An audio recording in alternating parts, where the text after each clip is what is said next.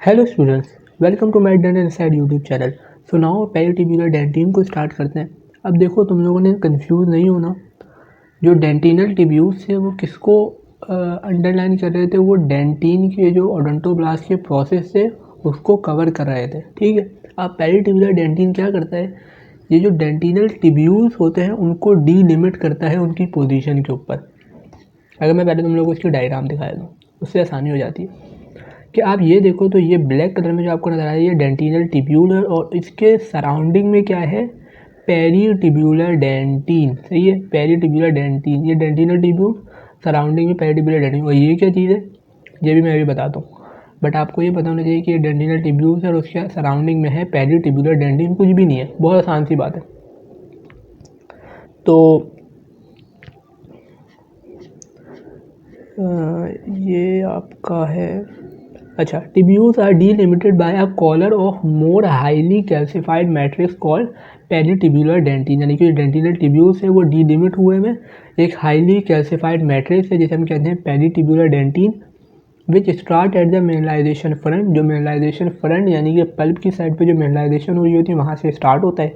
The mechanism by which peritubular dentin form and its precise composition are still not known. छोड़ दो, जो पता ही नहीं है ना। Peritubular dentin has been shown to be hypermineralized compared with intertibular dentin.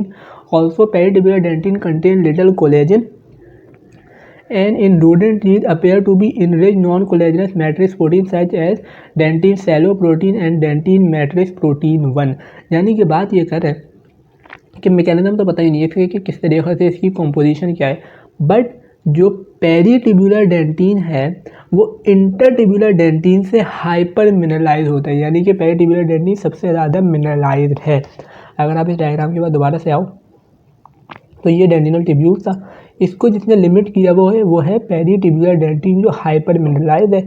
और ये जो आपको इसके बाकी जो भी नज़र आ रहे हैं ये बाकी सारी चीज़ें ये हमारे पास इंटरटिब्यूलर डेंटिन। तो आपको ये तीन चीज़ें पता होनी चाहिए। First one, dentinal tubules. Dentinal tubules वो किसको सराउंड कर रहे थे? ओडोंटोब्लास्ट के प्रोसेस को। जो डेंटिनल टिब्यूल्स को सराउंड कर रहे हैं उसे हम कहते हैं पेरिटिब्यूलर डेंटिन। और उसके अलावा जितनी भी चीज़ है ये हमारे पास है इंटरटिब्यूलर डेंटिन। ये चीज़ तुम लोगों को थोड़ी थोड़ी बोन से की जो हमने हिस्टोलॉजी की थी उसके साथ मैच हो रही है। सही है ना, कि उसके अंदर भी ऐसा ही था, हेबर्शियन कैनाल थी, ऑस्टियोन वगैरह थे, तो ये चीज़ें आपकी मैच हो रही है। इसके बराबर में ये डायग्राम है और इसको इन्होंने बड़ा करके दिखाया हुआ है।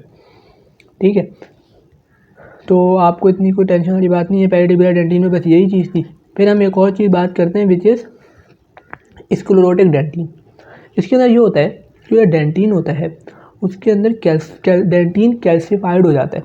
कैल्सिफाइड मटेरियल जो होता है वो डेंटिन के अंदर आ जाता है। इसकी वजह से डेंटिन जो वाइटिश नज़र आता है वो बिल्कुल ही ट्रांसलूसेंट हो जाता है। ये एमसीक्यूज़ पॉइंट है, ये वो कौन सी कंडीशन है या कौन सी कंडीशन है जिसके अंदर डेंटिन जो है वो ट्रांसलूसेंट हो जाता है। तो ये आपकी है स्क्लेरोटिक डेंटिन की। तो यहाँ पे डेंटिन देख रहे हो बिल्कुल ट्रांसलूसेंट है, यानी कि इसके पीछे जो है वो भी नज़र आ रहा है आपको और बिल्कुल ट्रांसपेरेंट ट्रांसलूसेंट आपको नज़र आ रहा है।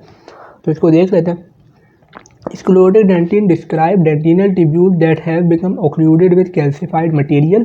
When this occurs in several tubules in the same area, dentin assume a glassy appearance and become translucent. The amount of sclerotic dentin increases with age and it is the most common at the apical of the root and in the crown midway between the dentino-enamel junction and the surface of the bulb। यानी ये कह रहे हैं कि जो root की side है वहाँ पे सबसे ज़्यादा होता है कि डेंटिनल टिब्यूल जो होते हैं वो ऑक्लूडेड हो जाते हैं। वहाँ पे क्या होता है? स्क्लेरोटिक डेंटिन आना शुरू हो जाता है। इससे पहले हमने डेड ट्रैक्स पढ़े थे, उसमें क्या हो रहा था? वो बैक्टीरिया वगैरह की वजह से हो रहे थे। बट ये क्या हो रहा है कि कैल्सिफाइड मटेरियल है जो डेंटिनल टिब्यूल्स को ऑक्लूड कर रहा है, जिसकी वजह से उनकी जो वो क्या हो रहा है? ट्रांसलूसेंट हो रहे हैं और ग्लासी अपीयरेंस हो रही है रूट की साइड के ऊपर। ठीक है, और बाकी पूरे डेंटिन के ऊपर भी हो रही है, बट सबसे ज़्यादा apical third of the root के ऊपर होती है। तो ये चीज़ आपको पता होना चाहिए, स्क्लेरोटिक डेंटिन। इसके बाद आखिर में हम बात करते हैं इंटरटिब्यूलर डेंटिन की। तुम लोगों को मैंने पहले भी बता दिए, बट इसको दोबारा से एक दफ़ा देख लेते हैं। So now intertibular dentin located between the dentinal tubules, it is called intertibular dentin. Intertibular dentin represent the primary formative product of odontoblast। के ओडोंटोब्लास्ट से सबसे प्राइमरी प्रोडक्ट जो बनता है वो क्या बनता है? इंटरटिब्यूलर डेंटिन बनता है, जिसके अंदर हमारे पास सबसे ज़्यादा कोलेजन होता है। और कोलेजन की कौन सी टाइप होती है, टाइप 1 कोलेजन होता है। तो इंटरटिब्यूलर डेंटिन के अंदर इतना कुछ भी नहीं है, सही है। फिर इस डायग्राम को एक और दफ़ा देख लो। ये डायग्राम आपकी ऑस्पी के लिए इंपॉर्टेंट है कि सबसे जो बीच में ब्लैक कलर का आपको नजर आ रहा है ये डेंटिनल टिब्यूल्स हैं। इसको जो सराउंड किया है वो पेरिटिब्यूलर डेंटिन ने सराउंड किया है। इसके अलावा जितना भी ये डेंटिन है ये है इंटरटिब्यूलर डेंटिन। तो यहाँ पे हमारे पास डेंटिन की हिस्टोलॉजी की ये चीज़ें भी कंप्लीट हो गई। इसके बाद फिर हमने इंक्रीमेंटल ग्रोथ लाइंस को कवर करना है, वो अगले पार्ट के अंदर कर लेंगे। और यहाँ पे हमारे पास जो डेंटिन है वो पूरा कंप्लीट हो जाएगा। फिर हमारे पास पल्प का पोर्शन बचेगा जो बहुत छोटा सा है और बहुत आसान सा है, तो इंशाल्लाह वो भी कवर कर लेंगे। उससे पहले चैनल को लाइक करो, वीडियो को लाइक करो, चैनल को सब्सक्राइब करो। बाकी अल्लाह हाफ़िज़।